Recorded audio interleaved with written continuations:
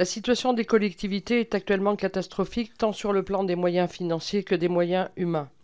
Alors que les élus locaux ont alerté le gouvernement depuis plus d'un an sur les finances locales, la presse fait actuellement état de diminution de services pour les usagers. Cela va de la suppression du dessert à la cantine à la fermeture de nombreuses piscines. Si la diminution des moyens humains mis à disposition des collectivités est moins visible, celle-ci a tout autant d'impact sur la mise en œuvre des projets dans nos territoires.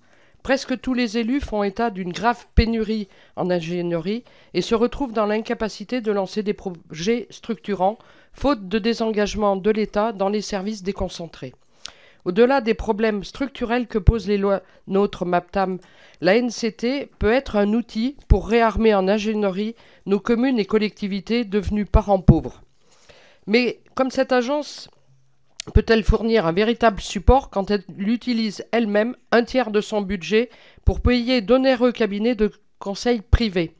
À croire que la leçon des affaires McKinsey et compagnie n'a toujours pas été tirée. Ou bien que cette agence est elle-même en manque de moyens d'ingénierie pour aider les collectivités.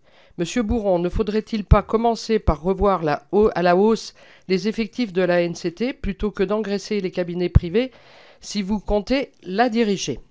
Les élus locaux en ont assez des discours et des contrats. Ils attendent des actes. Or, le gouvernement réduit son action aux contrats de relance et de transition énergétique, les fameux CRTE. Un énième dispositif où les élus se perdent et où 64% d'entre eux n'ont pas réussi à avoir une vision pluriannuelle de leur financement. Ces mêmes élus, ainsi que l'AMF, demandent à sortir des appels à projets qui ne sont bénéfiques pour personne, mettent les communes en concurrence, retirent toute visibilité d'investissement et ne servent qu'à justifier les maigres moyens alloués aux collectivités.